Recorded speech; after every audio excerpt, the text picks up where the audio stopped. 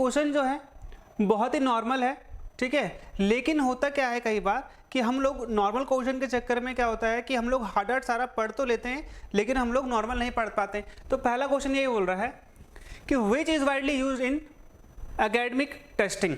तो एकेडमिक यानी कि जो आपका एजुकेशनल सेक्टर है हमारा, यहाँ पे इस चीज़ का बहुत यूज़ होता है। और आपको अभी तक पता चल गया होगा, आपके ऑप्शन है MICR, POS, OCR, OMR या फिर नन ऑफ दिस। तो आपको पता होगा जब आप पेपर देने जाते हो तो वहाँ पे आपको जो टीचर है वो क्या बोलता है, वो बोलता है OMR शीट। तो वो OMR शीट यही होती है, ठीक है। तो यहाँ पे मैं आपको बता दूँ, ये है आपका OMR। इस प्रकार से आपका चेक होता है जो आपकी OMR शीट है। आपको क्या करना होता है, आपको गोले गोले लगाने होते हैं ब्लू या फिर ब्लैक बॉल पॉइंट पेन से, ठीक है। ये OCR क्या होता है, ऑप्टिकल कैरेक्टर रिकॉग्निशन, ठीक है, जो कि आपको ये देखने को मिलेगा, कोई कागज है उसमें कोई कुछ चीज लिखी हुई है तो आपका जो OCR है, ठीक है, OCR आप उसके अगर ऊपर से ले जाओगे तो सेम जो यहाँ पे कागज में लिखा हुआ है वही सेम आपका जो आपका डेस्कटॉप है वहां पे आपको टाइप्ड हुआ मिल जाएगा।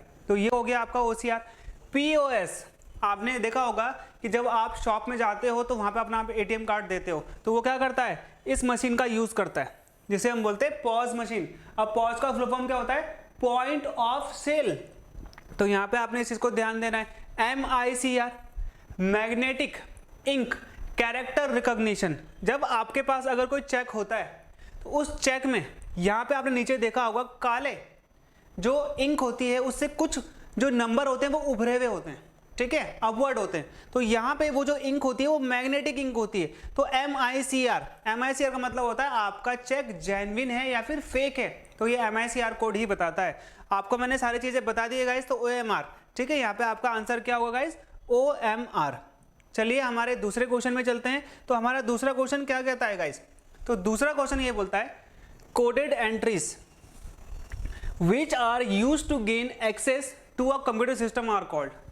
कोई भी कंप्यूटर है, अगर आपको उसमें एक्सेस चाहिए, उसमें आपको उसको चलाना है तो आपको क्या करना पड़ेगा। मान लीजिए सबसे पहले वहां पे कोई कोड लगा हुआ है, ठीक है। तो आपके ऑप्शन है यहाँ पे entry codes, password, security commands, code words या फिर none of this. Code words का तो यहाँ पे कोई यूज नहीं आता मुझे लगता है।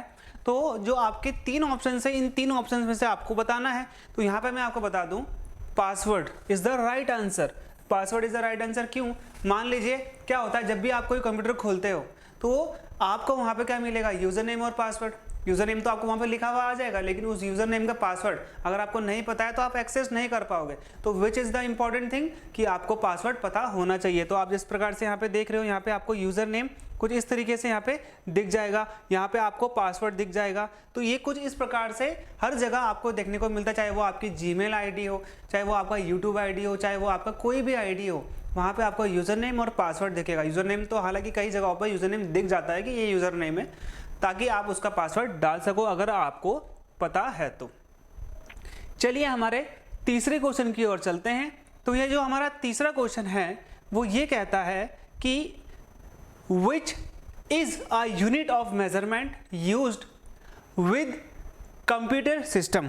तो गाइज यहाँ पे आपने इसको ध्यान देना है कि कौन सा एक यूनिट है हमारा मेजरमेंट का जो कि कंप्यूटर सिस्टम में हम वाइडली यूज करते हैं। तो ये बहुत सिंपल है गाइज, आपको पता है बाइट, किलोबाइट, मेगाबाइट, गीगाबाइट, ये चारों के चारों ही ऐसे यूनिट है, मेजरमेंट की यूनिट है बेसिकली। आपको पता है, आप बोलोगे 4 MB का सॉन्ग है, ठीक है, आप बोलोगे 2 GB की क्या है, मूवी है, 2 GB की फाइल है, ठीक है, आप बोलोगे 256 KB की क्या है, फाइल है। तो ये सब क्या है, ये मेजरमेंट है कि आपका कोई भी जो फाइल है उसका कितना, एक तरीके से उसका कितना वेट है। तो यहाँ पे आपका आप किस में करोगे, MB में, GB में, KB में। तो ये हो गया आपका बाइट। तो यहाँ पे मैंने आपको बता रखा है, देख लीजिए। सबसे पहले आया आपका 1 बिट। 1 बिट क्या होता है आपका, 1 या फिर 0, आपको पता है बाइनरी नंबर है। फिर आता है आपका 8 बिट।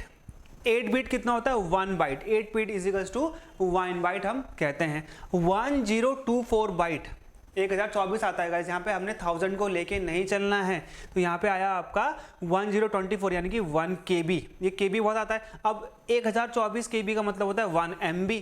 अब ये आपका आगे भी एक क्वेश्चन इससे रिलेटेड मिलेगा आपको। 1024 MB is equals to 1 GB। फिर आता है आपका TB।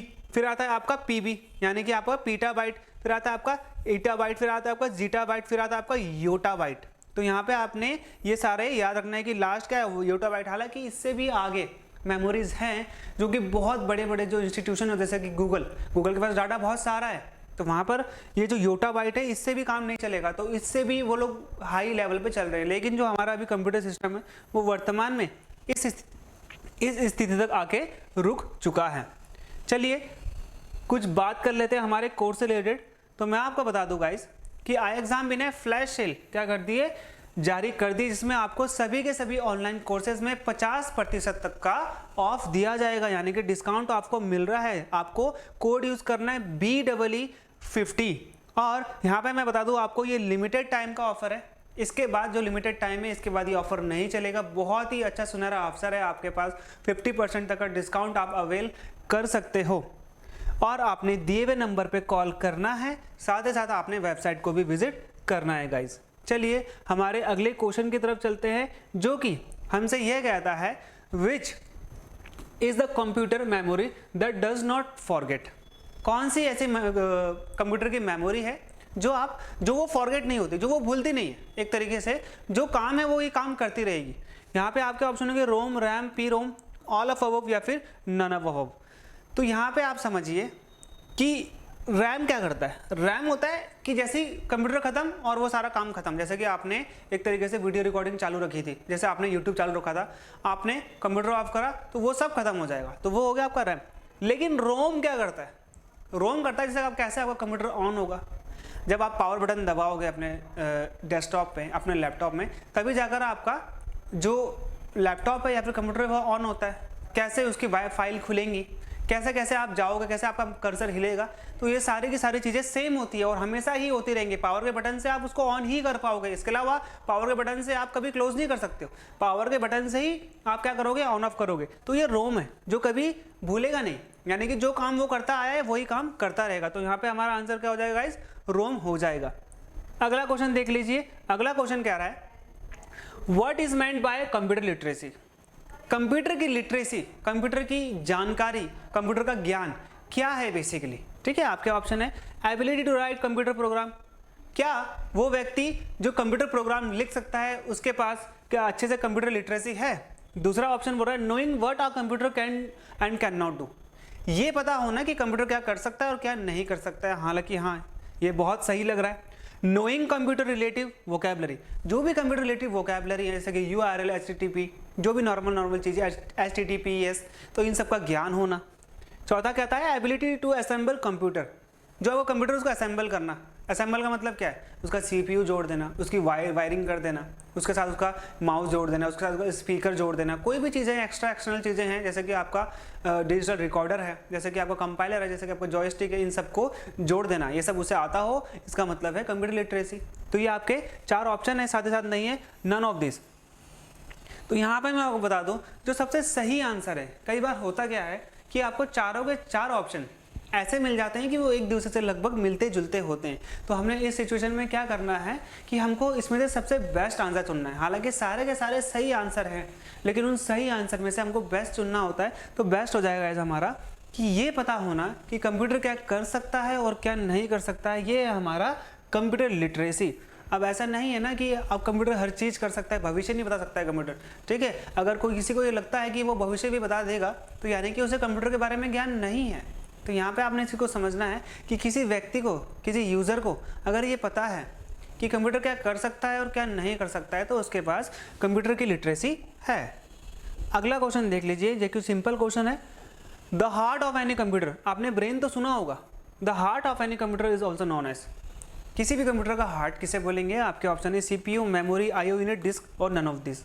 तो आपको पता है central processing unit is also known as heart and brain of the computer. आपको पता है ना सेंट्रल प्रोसेसिंग यूनिट, CPU क्या काम करता है, एल्गोरिज्म वही करता है, कंट्रोल वही करता है एक तरीके से। ठीक है, कंट्रोल यूनिट भी आपको CPU में ही देखने को मिलेगा, प्रोसेस भी वही करता है। ठीक है, तो ये सारा का सारा काम करता है CPU। मेमोरी आपको पता है रैम और रोम में आपको देखने को मिल जाएगी। और जो IO यूनिट क्या होती है, IO का मतलब क्या होता है, इनपुट एंड आउटपुट यूनिट। कौन कौन से जो आपके पेरिफेरल्स हैं जो इनपुट डिवाइस है कौन कौन से, जो आपके पेरिफेरल्स है वो आउटपुट डिवाइस है, उनका बीच में क्या क्या तालमेल है। अब जो माउस काम करता है वो कीबोर्ड नहीं कर सकता, जो कीबोर्ड करता है वो माउस नहीं कर सकता। डिस्क आपने देखा होगा गाइस कि जो आप देखते हो यहाँ पे, जब आप अपना माई कंप्यूटर खोलते हैं तो वहाँ पे आपको अपनी डिस्क एलोकेशन देखने को मिल जाएगा। जैसे कि आपकी विंडो सी आपको देखने को मिल जाएगी, सी ड्राइव, बी ड्राइव, ए ड्राइव। तो बहुत से लोगों ने अपने 4 से 5 से 6 जितने भी उनके जो लैपटॉप है उसका अगर जितना भी उसकी मेमोरी है उसके हिसाब से वो लोग अपना उसका डिस्क एलोकेशन कर देते हैं। तो हमारा यहाँ पे आंसर हो जाता है गाइस CPU। बढ़ते हैं हमारे नेक्स्ट क्वेश्चन की तरफ। तो नेक्स्ट क्वेश्चन कह रहा है guys, which of the following is responsible for coordinating various operation using time signal. तो आपने यहाँ पे आप बताना है, आपके ऑप्शन है यहाँ पे अर्थमेटिक लॉजिक यूनिट यानी कि जिसको हम ALU कहते हैं, control unit, memory unit, input and output unit, या फिर नन ऑफ दिस। तो which of the following responsible for coordinating various operation using time signal. तो कौन सा इनमें से एक ऐसा है जो वेरियस क्या करता है, एक तरीके से ऑपरेशंस को कोऑर्डिनेट करता है, वो भी टाइम के सिग्नल के साथ। ऐसा नहीं है कि वो बहुत लेट हो जाएगा। जैसे कि आपने मान लीजिए ओपन करने के लिए आपने पीपीटी ओपन करी और वो पीपीटी ओपन 1 घंटे तक हुई नहीं, तो वो क्या हो जाएगा, टाइमिंग सिग्नल उसका फेल हो गया, या फिर वो फाइल करप्ट है, या फिर कंप्यूटर इस चीज़ में सक्षम नहीं है कि वो कर पाए। तो यहाँ पे आपने इसका ध्यान देना है कि टाइम सिग्नल के साथ साथ जो वेरियस चीज़ें हैं, वेरियस ऑपरेशंस हैं, कंप्यूटर ओपन होना, ब्राइटनेस ज़्यादा करना, साउंड ज़्यादा करना, कम करना, डिक्रीज इंक्रीज, जो भी चीज़ें हैं, आपकी गैलरी खोलना, उसका डिस्क मैनेजमेंट करना, ये जो सारे ऑपरेशंस हैं इसको कोऑर्डिनेट करता है कि ये सही ढंग से हो रहे हैं या नहीं हो रहे हैं, या फिर सही ढंग से कैसे होंगे, तेज कैसे होंगे। तो यहाँ पे क्या करेगा गाइस, वो करेगा कंट्रोल यूनिट। ठीक है, ये कंट्रोल यूनिट क्या करता है, बेसिकली जो हमारा कंप्यूटर है इसके सारे के सारे ऑपरेशन को कोऑर्डिनेट करता है, कैसे ओपन होना है, कैसे इंक्रीज होना है, कैसे डिक्रीज होना है, कैसे मिनिमाइज होना है, कैसे मैक्सिमाइज होना है। जो भी आपका ग्राफिकल यूजर इंटरफेस है जो आपको दिख रहा है वो किसकी बदौलत है, वो आपका कंट्रोल यूनिट की बदौलत होता है।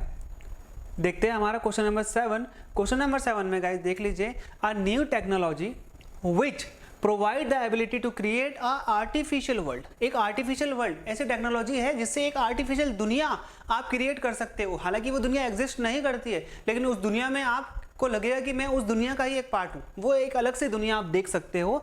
तो जिससे पीपल इंटरेक्ट होते हैं, तो उसे क्या कहते हैं। तो आज के डेट में ये बच्चों के लिए बहुत ही ज़्यादा क्या हो रहा है, आप देख रहे हो कि आपको 6D, 4D, 3D, 5D ये सारी चीज़ें मिल जाएंगी आपको मॉल्स में। तो ये सब क्या होता है, ये वर्चुअल वर्ल्ड है। आपको लगेगा कि ये दुनिया एकदम क्या है, रियल में एग्जिस्ट करती है, लेकिन ऐसा होता नहीं है। आपके ऑप्शन यहाँ पे tele virtuality, virtual reality, alternative reality, 3D reality, या फिर नन ऑफ दिस। तो यहाँ पे मैं बता दूँ आपका जो आंसर है वो है आपका वर्चुअल रियलिटी, जो कि एग्जिस्ट नहीं करती, वर्चुअल है लेकिन रियल है। लेकिन वो एग्जिस्ट कर रहा है, कहाँ पे एग्जिस्ट कर रहा है, वर्चुअली, यानी कि वो लैंड, यानी कि जो आपका एक तरीके से फील्ड है, जो ग्राउंड है, वहाँ पे एग्जिस्ट नहीं करता, यानी कि रियल लाइफ में एग्जिस्ट नहीं करता। जैसे कि मान लीजिए चॉकलेट वर्ल्ड, वहाँ पे परियाँ हैं, वहाँ पे जो चॉकलेट का झरना है, वहाँ पे हर चीज़ कार्टूनाइज तरीके से आपको देखने को मिल जाएगी, लेकिन वो रियल में एग्जिस्ट नहीं कर सकता। ठीक है गाइस, जैसे कि आपको यहाँ पे देखने को मिलेगा। ठीक है, ये एक टाइप का क्या होता है गाइस, एक टाइप का ग्लास होता है जिसे आपने फेस में लगाना है, और फेस में लगाने के बाद क्या हो जाएगा ये कि आपको यहाँ पे आपको मूवीज़ दिखाई जाएंगी, आपको कोई भी सीनरी दिखाई जाएंगी, और ऐसा आपको लगेगा कि आप भी इसके अंदर हो और आप भी अपने आप को खुद इसके अंदर महसूस पाओगे। तो ये होता है गाइस हमारा वर्चुअल रियलिटी। अगला क्वेश्चन देख लेते हैं, which of the following is not currently a topic in computer science. जो कंप्यूटर साइंस हम लोग पढ़ रहे हैं, मान लीजिए कंप्यूटर हम लोग पढ़ रहे हैं, तो कंप्यूटर साइंस के अंतर्गत कौन सा इसमें से टॉपिक नहीं आता। क्या स्पीच रिकॉग्निशन नहीं आता? बिल्कुल आता है। क्यों? क्योंकि अगर आप क्या करोगे, गूगल में आज आपने देखा होगा आपको 2 टाइप के ऑप्शन मिल जाएंगे, एक सर्च का, जैसे कि आपको एक ऐसा मिल जाएगा सर्च वाला, और यहाँ पे आपको एक माइक का ऑप्शन मिल जाएगा। ठीक है, तो यहाँ पे माइक वाले में क्या होता है, आप माइक को करोगे, आप इसका बोलोगे how to find the good videos for computer, तो वहाँ पे आपको वो देखने को मिल जाएगा, वो आपका स्पीच रिकॉग्निशन है। ठीक है, आर्टिफिशियल इंटेलिजेंस यानी कि AI का मतलब क्या है, ऐसे रोबोट्स जो बिल्कुल व्यक्तियों की तरह काम कर सकते हैं, हालांकि सोच नहीं सकते, लेकिन हाँ जो पूरा काम है वो अब वो AI के द्वारा ही करा जाएगा। थर्मोडायनामिक्स, ये फिजिक्स का पार्ट है, कंप्यूटर साइंस का पार्ट नहीं है। अभी मैं आपको समझाऊंगा। मल्टी प्रोसेसिंग, आपको पता है एक ही समय पर बहुत सारे काम करने को, बहुत सी चीज़ें प्रोसेस करने को मल्टी प्रोसेसिंग कहते हैं। और जो थर्मोडायनामिक्स है, इसमें क्या होता है, बेसिकली क्या होता है कि जो हमारा हीट है, जो हमारी एनर्जी है, जो हमारा वर्क है, इनके बीच में जो भी रिलेशन है, कोऑर्डिनेशन है, ये किस प्रकार से होता है, तो ये देखा जाता है थर्मोडायनेमिक्स में। यानी कि आप एक तरीके से ये मान सकते हो कि उसका टेम्परेचर है, एक तरीके से आप ये भी मान सकते हो मोशन। कोई भी चीज़ जिसके अंदर हीट है, एनर्जी है, वर्क है, तो ये कैसे तालमेल आपस में बैठाएंगे। तो यहाँ पे हीट, एनर्जी एंड वर्क आपको देखने को मिलता है थर्मोडायनेमिक्स में, और इनके बीच में क्या रिलेशन होता है वो भी आप थर्मोडायनेमिक्स में पढ़ोगे। अगला क्वेश्चन देख लीजिए, the linking of computer with a communication system is called. किसी भी कंप्यूटर का किसी भी कम्युनिकेशन से लिंक होने को हम क्या कहेंगे। तो यहाँ पे आपके ऑप्शन है नेटवर्किंग, पेयरिंग, इंटरफेसिंग, असेंबलिंग या फिर नन ऑफ दिस। तो यहाँ पे मैं आपको बता देता हूँ, जैसे कि आप इसको देखिए, ठीक है, आपको यहाँ पे देखने को मिल जाएगा एक तरीके का server, this is a server, और ये आपका मान लीजिए ये आपका लैपटॉप है, ये आपके फ्रेंड का लैपटॉप है, या फिर आपकी किसी ये जो एक कंपनी है उन सब का एक लैपटॉप है, और ये बीच में एक सर्वर है। अब होता क्या है कि जो आप जो भी काम कर रहे हो, डाटा आप कर रहे हो, जो भी काम कर रहे हो वो इस सर्वर में जाके सेव हो रहा है, जैसे कि आपको बैंक में देखने को मिल जाएगा, ठीक है। अब ये जो सर्वर है ये बेसिकली क्या कर रहा है, आपके सारे के सारे कंप्यूटर को चला रहा है, ठीक है, और ये जुड़ा हुआ है एक इंटरनेट से। सर्वर के लिए इंटरनेट होना बहुत ज़रूरी है, तो ये जिस इंटरनेट से जुड़ा हुआ है तो हम उसे क्या बोलेंगे गाइस, यहाँ पर नेटवर्किंग। ये चीज़ आपने यहाँ पे याद रखनी है, नेटवर्किंग। नेटवर्किंग का मतलब एक तरीके से इंटरनेट से हम बहुत सारे कंप्यूटर को आपस में जोड़ लेते हैं एक सर्वर के साथ। ये आपको बैंकिंग और इंस्टीट्यूशंस में देखने को मिल जाएगा। अगला क्वेश्चन देख लीजिए गाइस, अगला क्वेश्चन है हमारा, the base operation perform by a computer. किसी भी कंप्यूटर के द्वारा कौन सा ऐसा बेस ऑपरेशन है वो जो किया जाता है, मतलब कोई भी नॉर्मल काम जो एक कंप्यूटर कर सकता है। आपके ऑप्शन है arithmetic operation, logic operation, storage and retrieval operations, all of above या फिर नन ऑफ अबव। तो आपको पता है अर्थमेटिक ऑपरेशन कर लेता है, हाँ बिल्कुल कर लेता है, आपके पास कैलकुलेटर आपको देखने को मिलेगा, वहाँ पे वो हो जाएगा। लॉजिक ऑपरेशन भी कर लेता है। अगर आप बोलोगे कि शेड्यूल ऑफ हो जाए, 12 बजे अगर कंप्यूटर ऑफ हो जाए तो वहाँ पे आप शेड्यूल ऑफ लगा दो, वो अपने लॉजिक के हिसाब से वो 12 बजे ही उसको बंद कर देगा। Storage and retrieval operation, storage का मतलब क्या है कि आपने जैसे 5 मूवी हैं, आप अपने सी ड्राइव में, अपनी डी ड्राइव में, अपनी ई ड्राइव में, किसी भी ड्राइव में रखो, हालांकि आपके पास उतनी कैपेसिटी होनी चाहिए। रिट्राइवल का मतलब क्या है, आपने कोई चीज़ अगर डिलीट मार दी है तो आपको दोबारा से रिसाइकल बिन में देखने को मिल जाएगा और वहाँ से आप दोबारा से उसे रिट्राइव कर लोगे। तो यहाँ पे ये सारे के सारे काम कर सकता है, इसलिए हमारा आंसर हो जाएगा ऑल ऑफ अबव। चलते हैं हमारे नेक्स्ट क्वेश्चन की तरफ। तो नेक्स्ट क्वेश्चन ये कह रहा है 1 KB equals to the 1 KB किसके बराबर होता है। हालांकि मैंने आपको जब मैं आपको क्वेश्चन नंबर सेकंड पढ़ा रहा था तो मैंने आपको वहाँ पे बताया था कि जो क्वेश्चन नंबर सेकंड से रिलेटेड एक क्वेश्चन आगे भी आएगा, तो वो ये क्वेश्चन है 1 KB किसके बराबर होता है। तो यहाँ पे आपने देखा जो 1000 बिट से नहीं होता, मैंने आपको बताया था उस टाइम भी कि सिर्फ 1 और 0 आपको सिर्फ बिट में देखने को मिलेगा, उसके बाद से सारा का सारा कितना होता है 1024 होता है। तो यहाँ पे आपने इन दोनों चीज़ों को तो यहाँ पे हटा देना है। अब आपके पास 2 ऑप्शन हट गए, आपके पास 3 ऑप्शन है, 3 में से आपका नन ऑफ दिस है, इसे आप हटा सकते हो आराम से, आपके पास सिर्फ 2 ऑप्शन बचे। तो ये जो KB है आपको पता है KB भी एक बड़ी यूनिट होती है, जैसे कि आपका बिट हो गया, फिर आपका आ गया बाइट, फिर आ गया आपका किलो बाइट।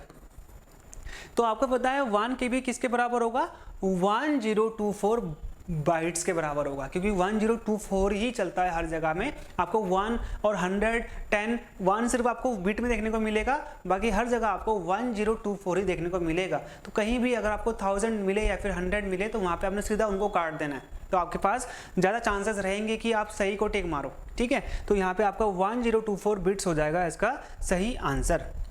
चलते हैं हमारे नेक्स्ट क्वेश्चन की तरफ। तो नेक्स्ट क्वेश्चन हमारा कह रहा है if you want to improve the performance of your PC, अपनी पीसी की आपको परफॉर्मेंस को इम्प्रूव करना है तो आपको क्या अपग्रेड करना पड़ेगा। इनमें से आपको कौन सा क्या चीज़ ऐसी है जो कि अपग्रेड करनी बहुत ज़रूरी है। आपके ऑप्शन है keyboard, monitor, operating system, CPU या फिर नन ऑफ दिस।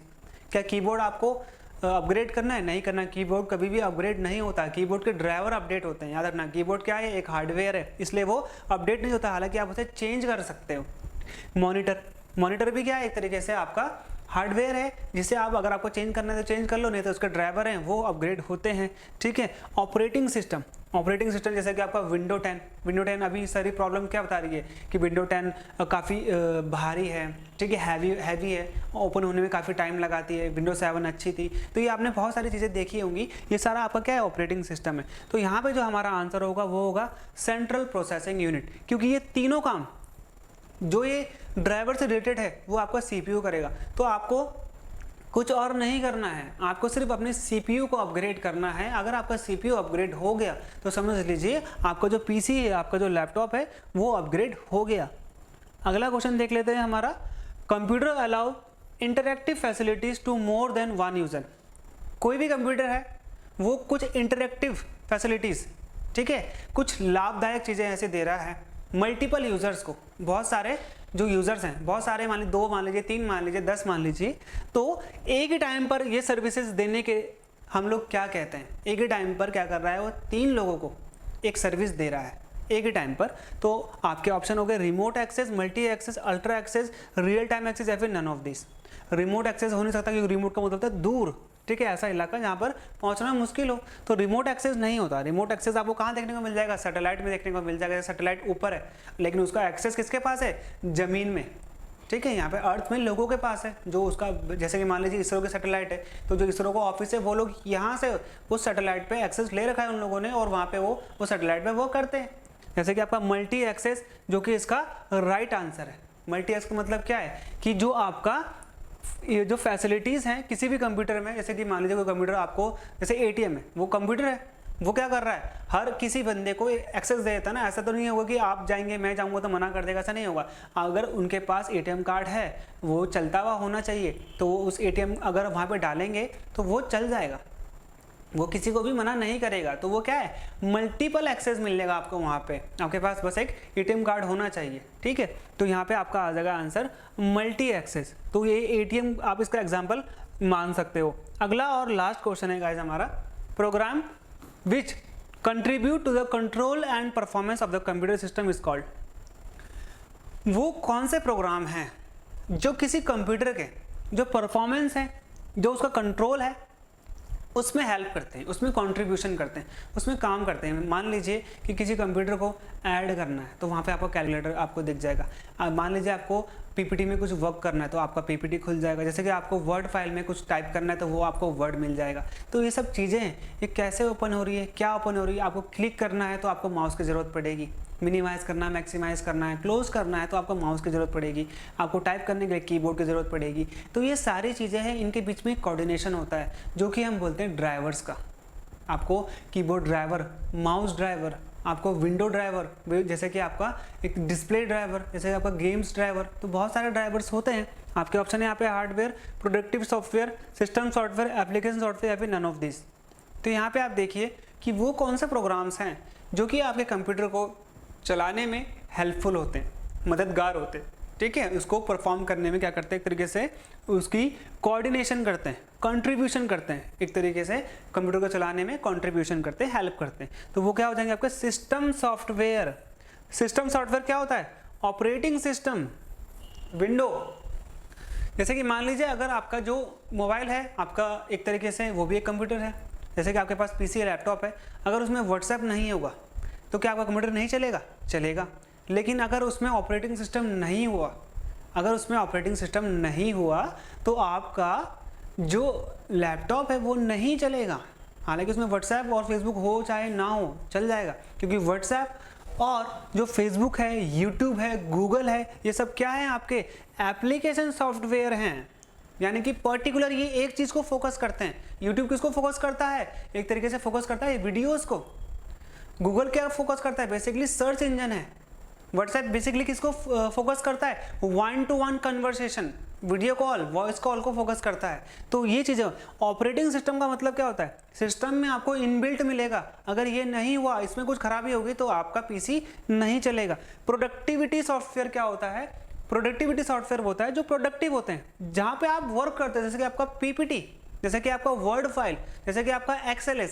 यहाँ से आप कोई भी प्रोडक्टिव काम अगर करते हो तो हम उसे बोलते हैं प्रोडक्टिविटी सॉफ्टवेयर। और हार्डवेयर आपको पता है जिसे आप छू सकते हो। तो गाइज ये थे हमारे आज के क्वेश्चन, 15 क्वेश्चन थे, मैंने बेस से बिल्कुल समझाया गाइज आपको। तो गाइज ऐसे ही मज़ेदार वीडियोस के लिए आपने क्या करना है गाइज, आपने चैनल को सब्सक्राइब करना है, शेयर करना है, ठीक है। इससे हमको मोटिवेशन मिलता है। मिलते हैं हमारे अगले वीडियो में। This is Vikram Singh signing off.